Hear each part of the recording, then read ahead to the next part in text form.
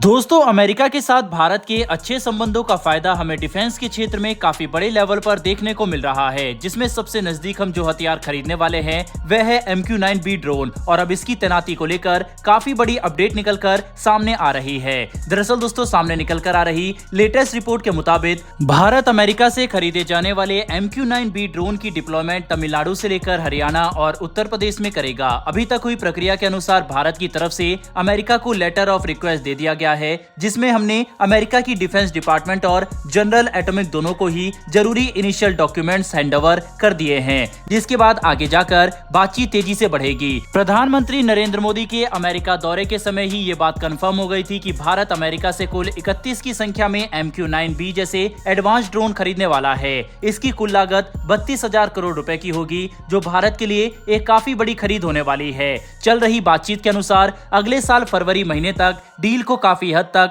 Frame कर लिया जाएगा और काफी सारी कंडीशन पर भी सहमति बन जाएगी, लेकिन ये डील 2024 के अंत तक ही साइन हो सकेगी, जिसकी वजह इलेक्शन और दूसरे नेगोशिएशन को बताया जा रहा है। इसके बाद इन ड्रोन की डिलीवरी भारत को 2026 से शुरू कर दी जाएगी। दोस्तों, भारत कुल 31 ड्रोन खरीद रहा है, जिनमें से 15 ड्रोन भारतीय नौसेना को मिलेंगे, जबकि 8 ड्रोन भारतीय वायुसेना और थल सेना में बांटे जाएंगे। भारतीय नौसेना अपने ड्रोन की डिप्लॉयमेंट तमिलनाडु में मौजूद स्टेशन में करना चाहती है। इसके अलावा जरूरत के अनुसार हम इन ड्रोन का इस्तेमाल अरब सागर से लेकर मलक्का स्ट्रेट तक निगरानी रखने के लिए कर सकते हैं। वहीं पर भारतीय वायुसेना और थल सेना को मिलने वाले ड्रोन की तैनाती हरियाणा और उत्तर प्रदेश में की जाएगी। बता दें कि उत्तर प्रदेश के 2 जिले गोरखपुर और सरासवा में इन MQ-9B ड्रोन की तैनाती होगी, जिसमें सरासवा हरियाणा के काफी नजदीक है। ऐसे में इन ड्रोन को तैनात करने की लोकेशन भी काफी रणनीतिक बताई जा रही है। 2.2 टन भारी ये ड्रोन 2000 किलोमीटर की दूरी तक किसी भी तरह के मिशन को अंजाम देने में सक्षम है। इससे निगरानी में भारत को काफी आसानी होगी और ये एक ही बार में हजारों किलोमीटर के एरिया को स्कैन कर सकता है, जिससे हमें सभी संभावित खतरों का पता चलेगा और हम समय रहते रिएक्शन भी दे सकते हैं। इसके अलावा इस ड्रोन की रफ्तार 500 किलोमीटर प्रति घंटा तक होती है, जिसकी वजह से इसे किसी जमीनी मिसाइल से मारकर गिराना भी इतना आसान नहीं होगा। भारतीय नौसेना पहले ही ऐसे 2 ड्रोन किराए पर लेकर इस्तेमाल कर रही है, जो काफी ज्यादा सक्षम है। उनकी परफॉर्मेंस से भारतीय नौसेना काफी प्रभावित नजर आ रही है। बता दें कि जो 31 MQ-9B ड्रोन भारत खरीदने वाला है, उनमें भारतीय नौसेना को मिलने वाले 15 ड्रोन बाकी के 16 ड्रोन से थोड़े अलग होंगे, जिनके अंदर समुद्र में ऑपरेशन करने के लिए जरूरी बदलाव किए जाएंगे, क्योंकि समुद्र के हालात जमीन से काफी अलग होते हैं। इसीलिए इन्हें अपडेट की जरूरत पड़ेगी और इसके लिए अमेरिका भारत का साथ देने के लिए तैयार है। बहरहाल, बढ़ते हैं हमारी दूसरी खबर की तरफ। तो दोस्तों, ये खबर आतंकवादी संगठन सिख फॉर जस्टिस के प्रमुख गुरपवन सिंह पन्नू की तरफ से दिए गए एक काफी बड़ी चेतावनी को लेकर है, जिसे लेकर भारत सरकार काफी चिंता में है।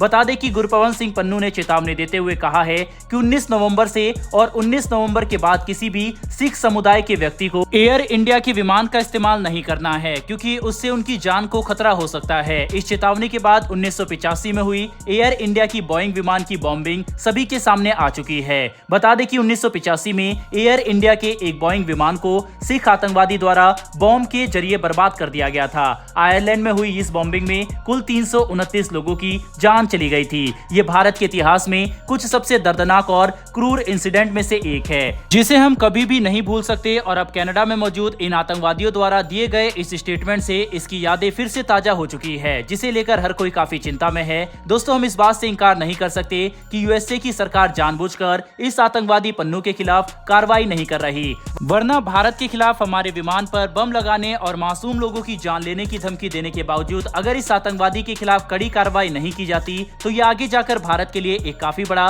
खतरा बन सकता है। आज भी पन्नू भारत के लिए इतना बड़ा खतरा बन चुका है कि हम अब इसे नजरअंदाज नहीं कर सकते और इसे गिरफ्तार करके भारत लाना ही हमारी प्रायोरिटी होनी चाहिए, ताकि इस आतंकवादी संगठन को जड़ से खत्म किया जा सके। कुल मिलाकर समझने की कोशिश करें तो खालिस्तान का खतरा दिन प्रतिदिन बढ़ते जा रहा है और अब इस आतंकवादी संगठन के हर तरह के ऑपरेशन को खत्म करने की जरूरत है, जिसमें भारत को अमेरिका समेत कनाडा और ऑस्ट्रेलिया जैसे देशों के समर्थन की जरूरत पड़ेगी।